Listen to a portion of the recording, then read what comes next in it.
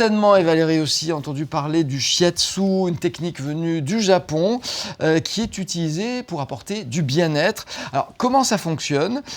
Qui peut la pratiquer? Dans quel cas, justement, est-ce qu'elle est conseillée? Parce qu'on va voir tout de suite avec un praticien lyonnais. Ce praticien, c'est Thierry Buener. Bonjour Thierry. Bonjour Alain. Merci d'être avec nous. Un mot déjà, quand même, pour comprendre ce qu'est le shiatsu. Alors, en France, c'est très réglementé, on n'a pas le droit de parler de médecine. Alors, comment est-ce qu'on qualifie le shiatsu? C'est une technique de bien-être. D'ailleurs, on l'appelle l'art du bien-être au Japon.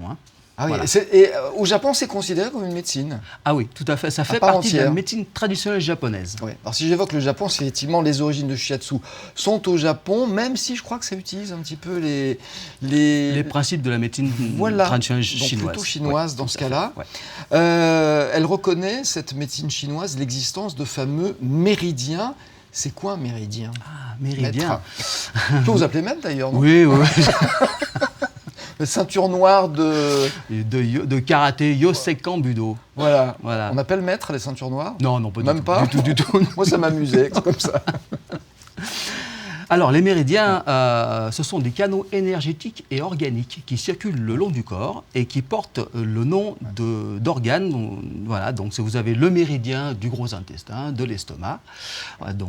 Et c'est une réalité scientifique, ça? C'est une réalité scientifique depuis qui a été, en fait, le CNRS qui a mis ça en évidence dans les années 2000. Ils ont fait des tests sur le corps humain, voilà, pour faire apparaître ces fameux méridiens. Moi, je vous parie que dans quelques décennies, ce sera une médecine en France. Mais bon, je le pense aussi. Je le pense aussi. Voilà. Comment ça fonctionne? On va voir sur le terrain, si je puis dire. Très bien. Elle m'en voudra pas, puisque Mathilde a accepté de servir de cobaye.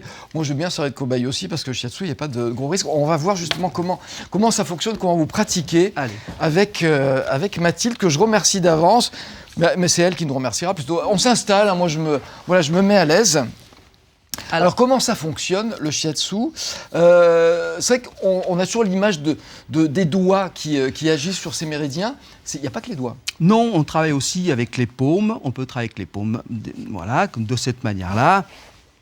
Vous voyez, on peut appliquer les paumes. On peut aussi travailler très bien avec les genoux, c'est possible. Mais tout ça, faut de l'expérience, parce que travailler avec un genou, ça nécessite, si on ne contrôle pas, ça peut être très douloureux. Donc, l'appui n'est pas le même, la force non plus. Exactement. Donc tout ça, c'est une question de maîtrise. Alors justement, comment est-ce qu'on choisit avec quelle partie du corps on va intervenir sur la patiente? Eh bien, voilà. Alors, on va d'abord... La cliente, on ne dit pas patiente, c'est pas une médecine. Tout à fait, c'est pas la médecine. Donc, pour ma part, je vais faire la prise d'époux. Donc voilà, parce qu'en fait, on peut sentir sur chaque doigt tous les organes, parce que chaque organe émet une fréquence qu'on a appris à lire, et donc on va pouvoir sentir quel est l'organe qui est en dysfonction. Et quand on parle de dysfonction, c'est souvent d'abord une dysfonction énergétique. D'accord. Alors je vous laisse ressentir, mais comment est-ce que vous ressentez? Parce que vous dites, vous avez appris, mais qu'est-ce qu'on ressent exactement? Alors qu'est-ce qu'on ressent? On va ressentir une pulsation, sous chaque doigt. Donc là, si je prends le côté droit, en surface, on va avoir le gros intestin. Et au fond, on va avoir le poumon. Voilà. Et chaque organe a sa propre fréquence, qui est une fréquence, peut-être une fréquence normale, de bonne santé, et puis une fréquence qui va être un petit peu différente et qui va signifier qu'il y a une dysfonction énergétique, puis qui pourrait être aussi organique. On pourra aussi détecter ceci. Parce que ce qu'on sent là, normalement, c'est le pouls, c'est-à-dire la pulsation cardiaque. Exactement. Parce qu'on sentait autre chose en plus. Ah oui, c'est ça. C'est-à-dire que ça demande du temps pour faire ce type de diagnostic.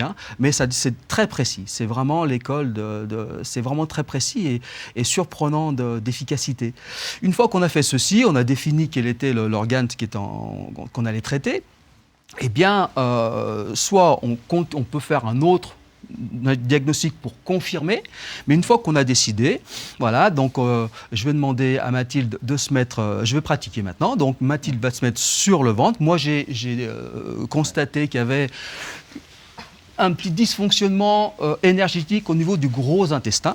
Donc, alors, faut savoir que la méthode que j'utilise est une méthode de Masunaga. Et Masunaga avait détecté, lui, l'ensemble des parcours des méridiens. C'est-à-dire que le méridien du gros intestin, pour les spécialistes peut-être qui nous regardent, eh bien, de l'index jusqu'à la narine, mais Masunaga avait, lui, détecté des méridiens qui circulent dans l'ensemble du corps. Donc, on va travailler sur le méridien qui va... Donc, qui concerne un organe particulier. Tout à fait, tout à fait. Et en fait, voilà. Donc, ce sont des pressions où c'est là où on pourrait très bien utiliser le genou. Ouais. Oui, vous faites pas mal, Mathilde. Sinon, vous le dites, on le gifle. Vous voyez, on peut travailler comme ceci. Voilà. Donc, chaque fois, la pression est dosée. Oui. Alors, est-ce que c'est qu'une question de puissance, le fait de choisir le pouce, la paume ou le genou? C'est une question de précision. C'est-à-dire que certaines fois, on va avoir besoin... Le pouce est plus précis, évidemment. Tout à fait. Le pouce étant plus précis. Et puis après, bien sûr, on va s'adapter à la pression, on va l'adapter à la morphologie de la personne. Si j'avais quelqu'un qui ferait 90 kg, je n'utiliserais pas du tout la même pression. Parce qu'il faut... Des patientes comme Mathilde, vous en prenez tant que vous voulez parce qu'il y a moins d'efforts à faire. Elle est mince, voilà. C'est facile. Pour moi, vous souffrirez un peu plus. Oh, je ne crois pas. Mais... Donc la technique particulière de Masunaga, c'était la technique des 2 pouces, parce qu'on va trouver la plupart des écoles fonctionnant pouce sur pouce. Voilà. Ah, donc on double la... Voilà, là on est en travail comme ceci, mais ma technique, voilà, et que celle que j'enseigne à l'école, est également la technique de feu maître Masunaga. De l'école. On vous laisse continuer, de toute façon, à ce que mademoiselle aille mieux. On ne dit plus mademoiselle, il paraît maintenant.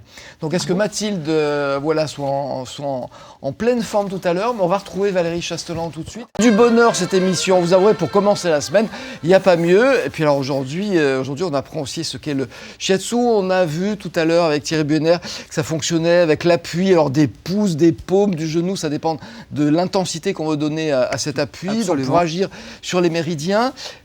Qu'est-ce qu'on peut, alors, je sais, il faut se méfier, on ne va pas dire soigner, mais qu'est-ce qu'on peut améliorer? Principalement l'état de stress. Hein. Ah oui, c'est bon pour les gens stressés. C'est très très intéressant, très efficace pour le stress.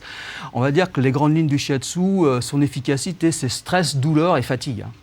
Ah d'accord, c'est les 3 principales raisons pour lesquelles on vient vous voir. Ah oui, tout à fait. Stressé, Mathilde? Un petit peu. Donc ça fait du bien. Alors justement, comment s'explique cette action et le fait que justement on vient vous voir, on est stressé et on repart, on l'est moins? Eh bien, comment est-ce que ça agit, ces pressions? Il y a déjà le contact, il y a déjà le toucher qui est très important. On dit que le shiatsu, c'est une communication de cœur à cœur. Ouais. On dit qu'il va de l'intime à l'essentiel. Donc, c'est vrai qu'on est dans une société où on se touche plus vraiment. C'est vrai que les contacts physiques sont relativement limités. On se fait la bise, à tire l'arigot pour attraper la grippe, c'est bien. Mais en dehors de ça, c'est vrai que le contact, c'est quelque chose. Tout à fait. Surtout avec l'influence de la culture anglo-saxonne, il est même malvenu de se toucher aujourd'hui. Exactement. Alors que là, justement, en fait, on va, vous voyez, là, une épaule un peu rigide. Donc, on va mettre en mouvement, tranquillement, doucement, pour appréhender et de manière à... Quand il y a douleur, c'est-à-dire qu'il y a également une stagnation. Donc, une stagnation qui est bien souvent des liquides, une contracture musculaire.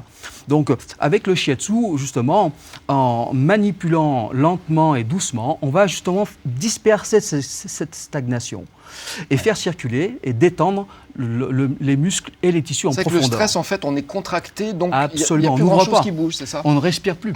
Ouais. Donc là, l'avantage, le shiatsu permet une meilleure respiration du corps dans son ensemble. Donc la mécanique a tendance à rouiller, à se coincer. Tout à fait. Là, vous débloquez, mais quelle est la différence justement entre un massage, qui est aussi une façon de débloquer, et le shiatsu? Alors, la différence, c'est que le massage n'a pas cette précision que peut avoir le shiatsu. C'est-à-dire qu'avec la technique des méridiens et des points d'acupuncture, parce que les fameux points d'acupuncture sont placés sur ces fameux méridiens, en shiatsu, on va utiliser et les méridiens et les points qui sont sur le méridien pour avoir une précision vraiment d'horloger. Oui, alors comme je ne suis pas connaisseur, est-ce qu'il y a un lien entre ces méridiens et le système nerveux? Est-ce qu'ils se suivent ou est-ce que c'est quelque chose de complètement différent? Non, c'est un parcours à part. C'est un parcours, c'est un autre parcours. Ouais. Mais tout est en lien. Parce que les méridiens portent des noms d'organes qu'ils traversent et qu'ils influencent. Lorsqu'on fait des pressions sur le méridien, on va envoyer un message à l'organe. Et du coup, l'organe va renvoyer le message via la moelle épinière jusqu'au cerveau. et le cerveau renvoie. Vous voyez, donc il y a vraiment un ensemble, une connexion qui est complète. Est-ce que ça vous fait du bien? Oui, ça détend. On va pas dire le contraire. Non, mais je vous crois. On sent un délassement. Dites-moi, il faut une formation longue pour être praticien en shiatsu? Alors, c'est entre 3 et 4 ans. Une formation, alors sous forme de week-end, sous forme de stage. Voilà, donc je sais que... C'est sanctionné par un diplôme? Non, c'est sanctionné par une certification parce que le shiatsu en France n'est pas reconnu. Il n'y a aucune reconnaissance? Pour l'instant, il n'y a aucune reconnaissance. Alors, il faut savoir qu'il y a le syndicat professionnel des praticiens shiatsu, le SPS, voilà, qui est en train de faire, qui œuvrait dans cette direction pour faire un jour reconnaître le shiatsu et faire des formations qui soient un peu plus uniformes. Voilà, donc si on veut être certain d'avoir un bon praticien, il y a un syndicat qui, lui, à peu près, on va dire, garantit la qualité des praticiens oui, shiatsu. Oui, tout à fait. Ouais, tout à fait. Bon, écoutez, merci, on en a appris un petit peu plus. Merci, Mathilde. Merci. Bonjour, vous êtes bien, vous allez rester là, on va retrouver Valérie.